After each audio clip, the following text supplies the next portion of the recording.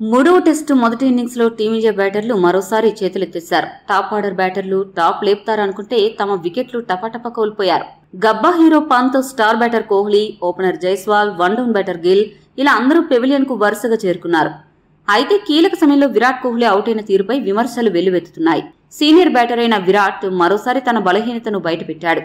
Hazlewood వేసిన of side బంతిని అనవసరంగా వేటాడి మరీ వికెట్ కీపర్ కు కోహ్లీ దొరికిపోయాడు.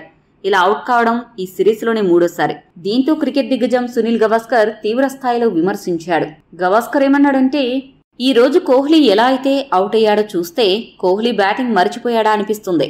ఒకవేళ 4వ స్టంప్ ప్రాంతం వైపు బౌలర్ బంతిని విసిరితే ఆ బంతిని ఆడేందుకు కోహ్లీ ప్రయత్నించడాన్ని నేను అర్థం చేసుకుంటా.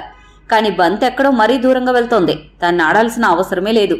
కానీ ఆ బంతిని వేటాడి మరీ కోహ్లీ అవుట్ అయ్యాడు. విరాట్ ఈ మధ్య వరుసగా ఇదే తప్పు చేస్తున్నాడు. ఈ మ్యాచ్లో మళ్లీ అలా చేసి తీవ్రంగా నిరుత్సాహపరిచాడు. కాస్త ఓర్పు ప్రదర్శించి ఉంటే కేఎల్ రాహుల్తో కలిసి క్రీజులో ఉండేవాడు. కానీ బయటకు వెళ్లే బంతిని అనవసరంగా ఆడి అవుట్ అయ్యాడు. చూస్తుంటే టీమిండియా బ్యాట్స్మెన్ తమ లయను కోల్పోయినట్లు అనిపిస్తోంది. టెక్నికల్ విషయాలలో బ్యాట్స్మెన్ పదే పదే ఒక తప్పు చేయడం కరెక్ట్ కాదు. భారత జట్టులో బ్యాటింగ్ కోచ్ ఇందుకు బాధ్యత వహించాలి అని గవాస్కర్ పేర్కొన్నాడు. గవాస్కర్ చేసిన వ్యాఖ్యలు సరైనవేనా? మీ అభిప్రాయాన్ని కామెంట్ చేయండి. ఈ వీడియో మీకు నచ్చితే లైక్ చేయండి. మరిన్ని స్పోర్ట్స్ అప్డేట్స్ కోసం మా ఛానల్ను సబ్స్క్రైబ్ చేసుకోండి.